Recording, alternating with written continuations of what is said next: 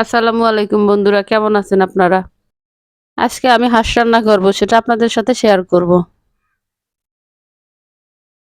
প্রথমে কড়াইতে তেল দিয়ে দিলাম। তেলটা একটু গরম হয়ে গেলে আমি পেঁয়াজ দিয়ে দেব।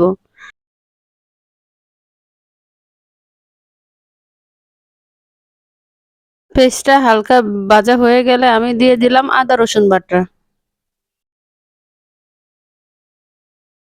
এখন সামান্য পরিমাণ পানি দিয়ে দিব যাতে মশলাটা না পুড়ে যায়। দিয়ে দিলাম হলুদের গুঁড়ো, মরিচের গুঁড়ো, সবগুলো একসাথে মিশিয়ে দিয়ে দিলাম পরিমাণ মতো লবণ।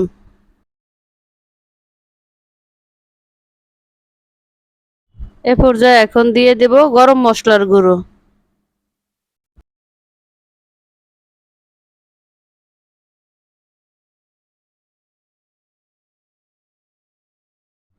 মশলাটা ভালোভাবে কষে গিয়েছে, এখন আমি দিয়ে দেব হাঁসের মাংস।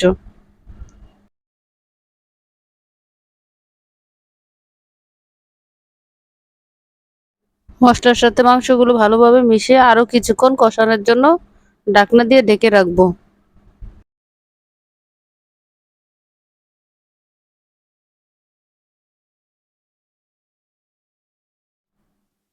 ঢাকনাটা তুলে আবার আমি নেড়ে নেব।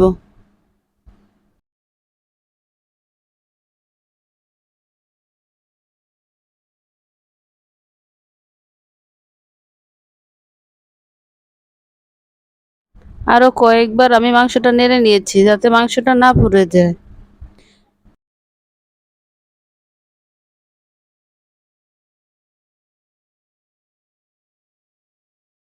মাংসটা কষানো হয়ে গেছে, এখন সিদ্ধ হওয়ার জন্য পরিমাণ মতো পানি দিয়ে দিলাম।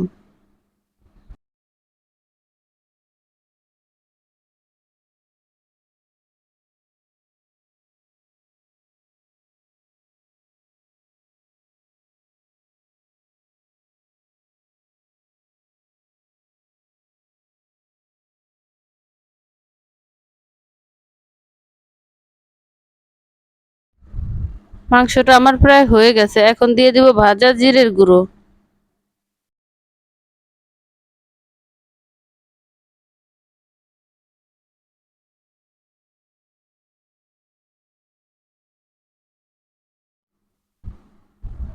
কিছুক্ষণের মধ্যেই আমার মাংসটা পুরোপুরি হয়ে যাবে।